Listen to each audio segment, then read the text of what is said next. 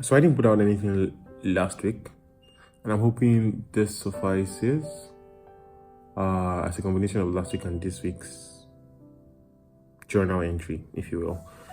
So yeah, last week and this past week, that's the last week and this past week, I had to plan, or I have had to plan a program with the team. If I could just backtrack for a bit, in one of my weekly journals, you would have seen that I am in a team in church that is preparing for a program, right? Actually, a conference that typically holds every year, and we had started planning last year, November, October-ish, and yeah, planning is coming to an ended, and the last bit of the program ended just today, so I can record. And what that means is, last week and this week, I was struggling. To put it in very simple terms, struggling with work. Right now, I'm actually at the office. I'm at the office because I need to catch up on a lot of work that I missed last week, not because I'm trying to work harder. It's basically because the work I was supposed to do, I couldn't do it. And I left church literally and got to the office, because if I got back home, I wouldn't be able to do that. Also, there's no light at home, so yeah. But yeah, I'm at the office, and I have gotten some work done. I would get a lot more work done before I leave, by God's grace, so that I can maybe start tomorrow on a pseudo. Tomorrow is Monday, on a pseudo clean slate. But apart from that, the summit was a lot, actually. A lot of experiences. So we had to put up posters, we had to put up a lot of adverts, right? And I remember that, even though we got some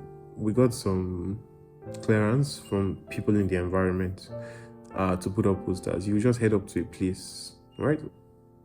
And putting up, I could give this, but putting up posters, right, in Lagos is not really conventional. I would have imagined that there's like an authority. When I mean Lagos, I mean like around, and not posters like billboards, but they feel like placards, the small banners, right? Putting it up, it's not as conventional as you might imagine, to be honest.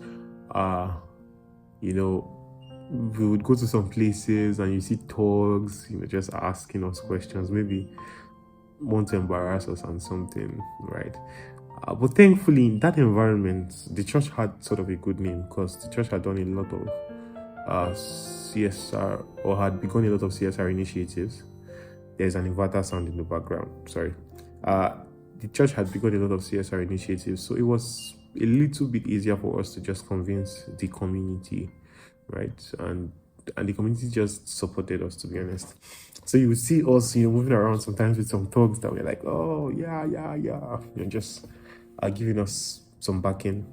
And it was like a full solidarity thing. But yeah, that happened.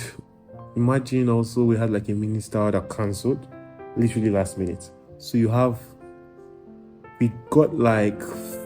had reached out to the minister maybe 5 months ahead. They had agreed 5 months ahead, actually, not that we reached out to them that late.